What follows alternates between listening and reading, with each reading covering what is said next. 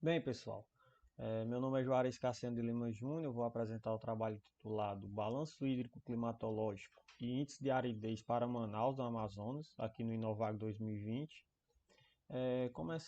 O balanço hídrico climatológico, desenvolvido por Thornton e Mather, é uma excelente ferramenta para estimativa da disponibilidade hídrica de uma dada região e se faz essencial para classificar se aquela região ela tem déficit hídrico ao longo do ano ou não tem, bem como a classificação climática.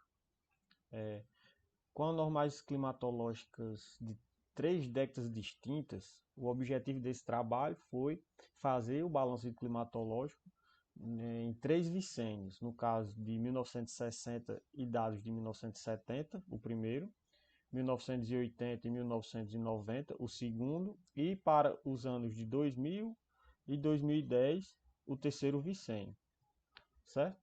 A metodologia. O trabalho foi realizado utilizando dados climatológicos de Manaus, no Amazonas, disponibilizados pelo Instituto Nacional de Meteorologia, que é o INMET, dados mensais esses, certo?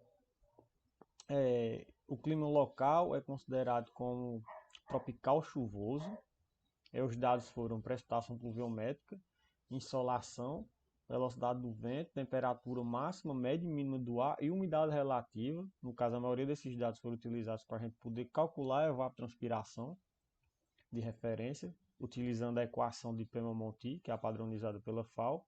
E ainda foi calculado o índice de aridez, que relaciona a chuva com a evapotranspiração de referência, para saber qual a classe climática que Manaus está inserida nos 3 vicênios. Os valores acima de 1 ou 1 são classificados como úmido, de 0,65 até 1 subúmido, 0,5 a 0,65 subúmido seco, 0,2 até 0,5 semiárido, 0,05 até 0,2 árido e menor do que 0,05 hiperárido. Os resultados. O que a gente verificou? Que nos anos 60 e 70, a evapotranspiração mensal média foi de 103 milímetros, com a chuva média mensal de 167 milímetros, e que a chuva e evapotranspiração anual média nesse período foi de 2.008 milímetros para a chuva e 1.367 milímetros para a evapotranspiração. Nos anos 80 e 90, a evapotranspiração média subiu um pouquinho, foi para 115 milímetros. A chuva caiu um pouco, foi para 142.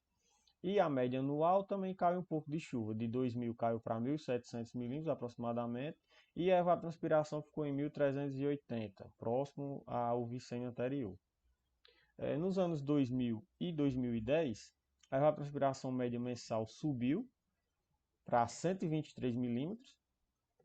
A prestação média mensal foi de 166 milímetros e, apesar da evapotranspiração ser maior do que no vicênio anterior, a média de chuva anual foi maior um pouco, de 1.993 milímetros, e a evapotranspiração bem maior, 1.478 milímetros, média anual. O que a gente percebeu? Que o início das chuvas, após fevereiro, ela começa a aumentar a intensidade e isso causa um excesso hídrico, geralmente começando em março, para os 3 períodos avaliados, tanto 60 e 70, 1980 90 e 2000 2010, sendo que o pico de chuva é em agosto ou em julho, a maior chuva mensal, e que a classificação climática sempre permaneceu como clima úmido, com o valor de 1,47 para o primeiro período, 1,23 para o segundo e 1,35 para o terceiro período, no caso 2000-2010. Silva 2020 e Santos 2016 afirmam que a ET0 e a P são inversos e, por via de regra, à medida que um aumenta, o outro diminui. O que foi também constatado aqui nesse trabalho, quanto maior a chuva, menor seria a evaporação, a evapotranspiração, e que, para explicação da variabilidade do clima em Manaus, Antônio concluiu que quanto maior o El Niño no Oceano Pacífico, maior a influência na diminuição de chuva desse local. E assim conclui que o balanço climatológico para o município de Manaus possui características bem definidas, com pequeno déficit hídrico nos primeiros meses do ano, e com excesso iniciando no mês de maio e durando todo o ano nos 3 períodos avaliados.